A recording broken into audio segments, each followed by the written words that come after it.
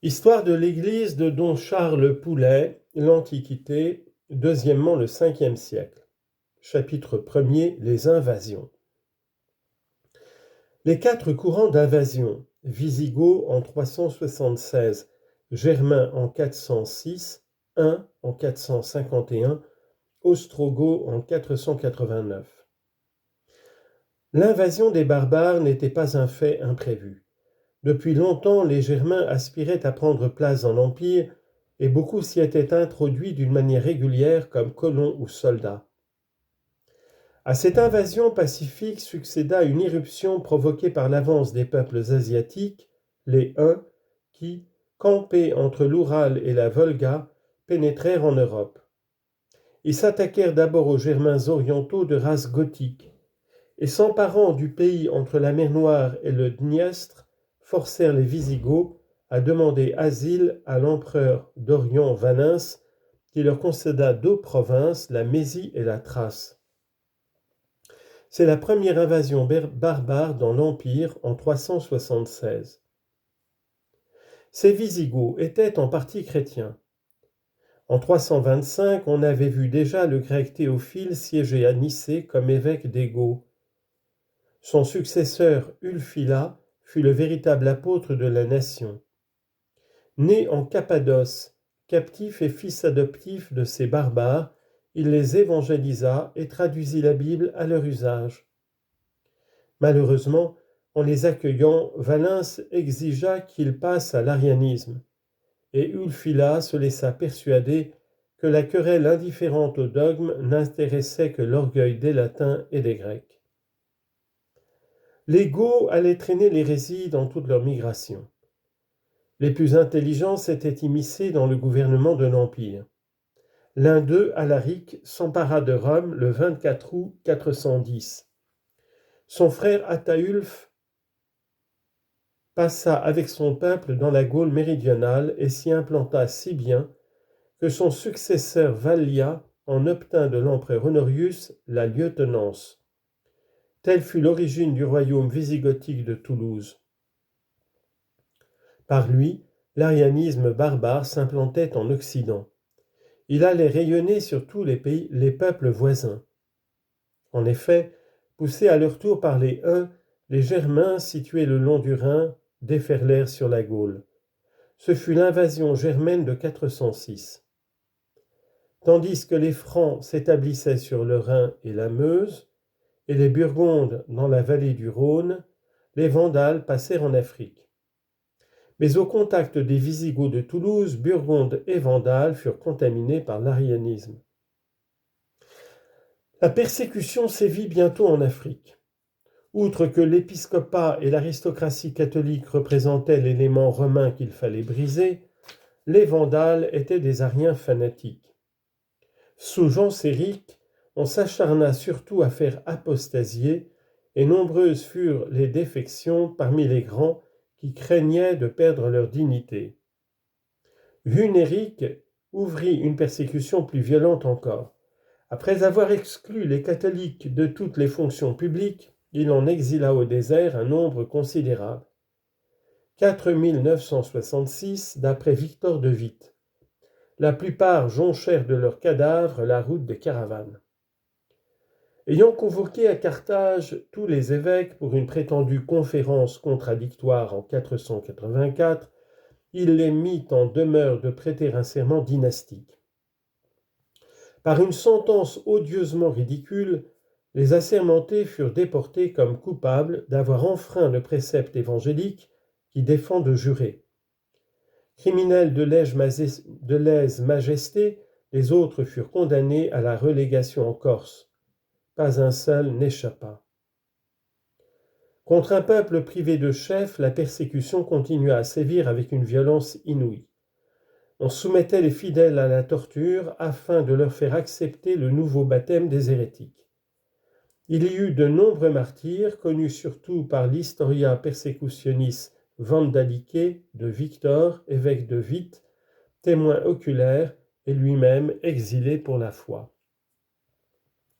Pour les Lapsi, ceux qui avaient failli, Le Concile romain de 487 édictera des conditions très nettes de pardon. Évêques, prêtres et diacres ne devaient être réconciliés qu'à l'article de la mort, mais on excusait ceux qui avaient été rebaptisés par ruse ou par violence.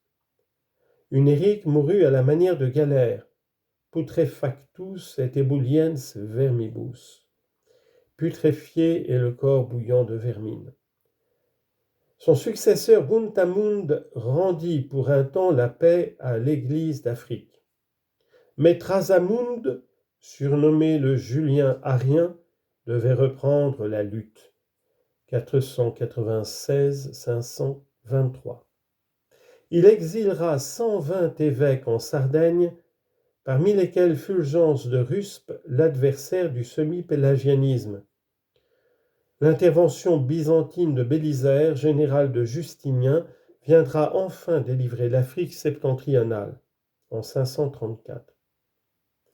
Mais l'affaiblissement subi par le catholicisme durant une si longue crise préparait ces régions à accepter sans grande résistance la domination des Arabes.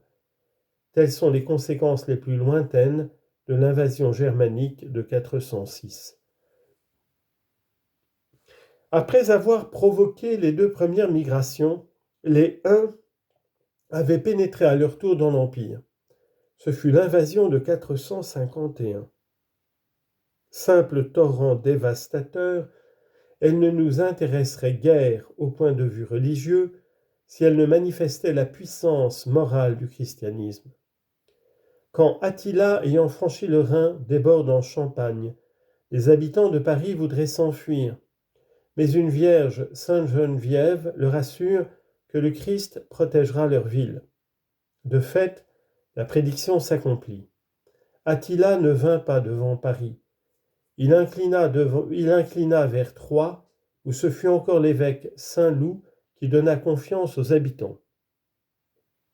Continuant sa route, Attila se présente devant Orléans.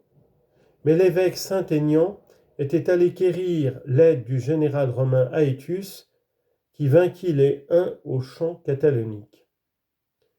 Après avoir échoué en Gaule, Attila essaya d'envahir l'Italie, mais le pape Saint Léon se porta au-devant de lui jusqu'à la vallée du Pô. Il l'intimida par son aspect et sa fermeté. Moyennant tribut, Attila consentit à rétrograder.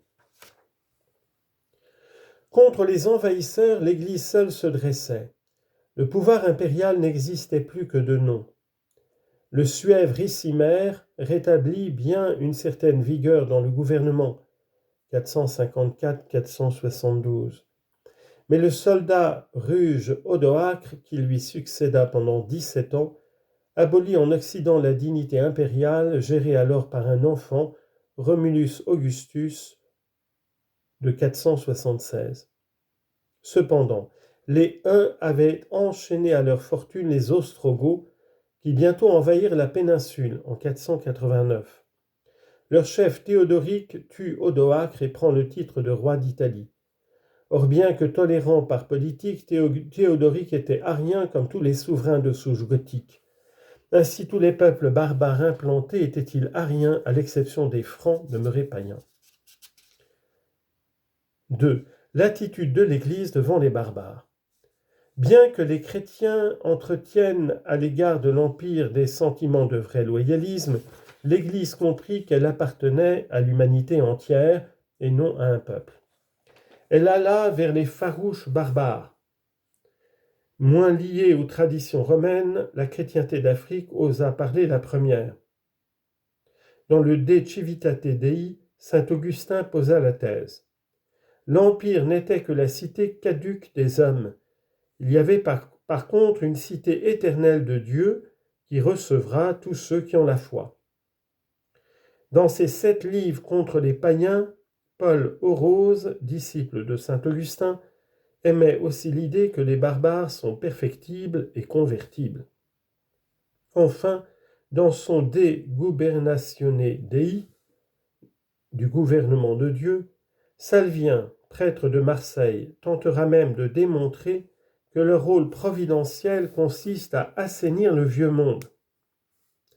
Il est certain que dès la seconde moitié du Ve siècle, tout un épiscopat se rallie à cette politique religieuse dont le succès sera assuré par la conversion de Clovis en 496.